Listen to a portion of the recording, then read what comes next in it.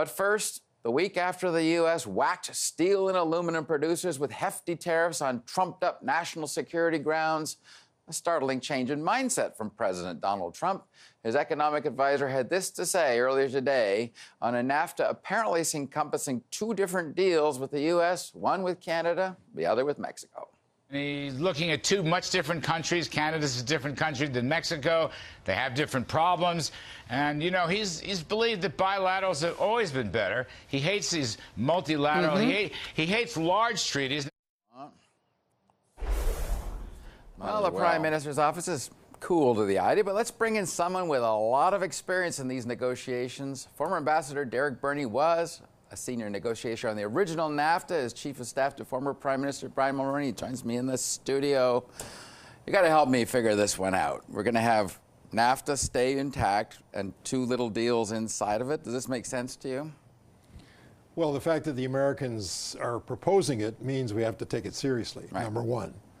And I think that anything that gets us back to the table talking is better than a downward spiral into a tariff war. So, you know, I would say we should take it on its merits. I mean, Larry Kudlow plays the role of good cop in the White House on trade. There aren't too many of them there. And so I think we should take it on its merits, see what they have in mind. I mean, after all, NAFTA and any multilateral trade agreement is a composite of bilateral negotiations.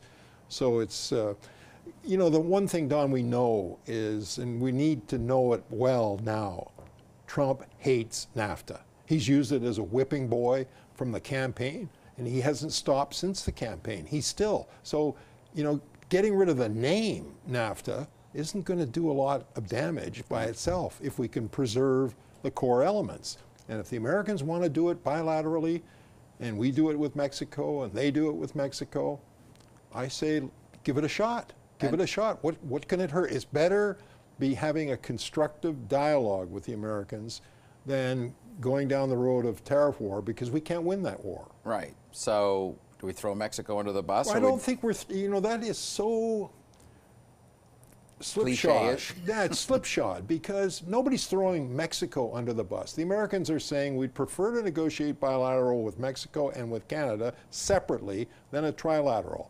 Well, it could be that their reasons are the auto segment, where the Mexicans were presumably the stick in the mud in getting us to a partial agreement. I don't know. I'm not there.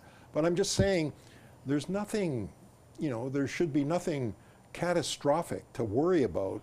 If the Americans want to talk about the possibility of bilaterals encapsulating the elements of NAFTA, the modernization elements and all of that, what's the harm in us saying, let's take a look? Because if we get back to the table under that context, if that's what the Americans want, that gives them a pretext to exempt us from the tariffs again. I mean, right now we're in no man's land. Right. If we can get a way of getting that exemption restored, I would take a good look at it. Yeah, that's what I was getting. I always sense that Trump's pointing the finger of blame for problems at Mexico more than Canada. We're kind of a big collateral damage to the whole thing. And if we divorce ourselves from that, I don't know if we get a much better deal, but we might not get the much worse deal. Well, what we don't want is a unilateral deal. So if the Americans want to do a bilateral deal and they still want their sunset clause and they want to get rid of dispute settlement and they want to destroy supply management, well, we say the same things we've been saying to them all along. No, sir. No deal is better than a bad deal. Right. So but we need to hear what they have to say. Let's at least agree to have a look at it. There's no harm in that. What do you think of our response on these tariffs against steel and aluminum and potentially car parts to come? Did we handle that right? Was that the right amount of retaliation? Well, I think it was a very carefully calibrated piece of work. I frankly take my hat off to the designers, because it's very strategic. We're going after steel and aluminum. They have a surplus in trade on those things with us, but they're also targeting, Don, very, very particularly, blue states that voted for Trump with things that may seem innocuous to Canadians, but they're going to score a point with the congressional representatives who are saying, hey, what do you mean? I mean, we put tariffs on somebody, they do it to us? I mean, is that the way the game's played? Oh, nobody told me that. No, we've got to show that we're not going to be pushed around. I agree with the government's comments on that. We're taking our time. We didn't do it overnight, which would have been illegal, as their actions are. But of course, they can always break the rules and get away with Seems like it. We can't. But no, I think it was a carefully calibrated package of potential tariffs. And keep in mind, these things don't take effect. Could expire. Yeah, well, they could be exempt. We could get the exemption again. Never give up hope. George Shultz used to say, in Washington, it's never over till it's over, but it's never really over. Well, that's the reality. We're dealing with an administration where there's no end game. So you've got to play tactically all the way. I got to ask you one quick question. What should Trudeau do with Trump when they're at the G7? Should they, if they get off in a corner together, what should he say to him? Well, first of all, he's got a challenge just trying to organize a discussion. G6 plus one. I mean, if Trump comes. I think my advice would be he's got allies all around the table.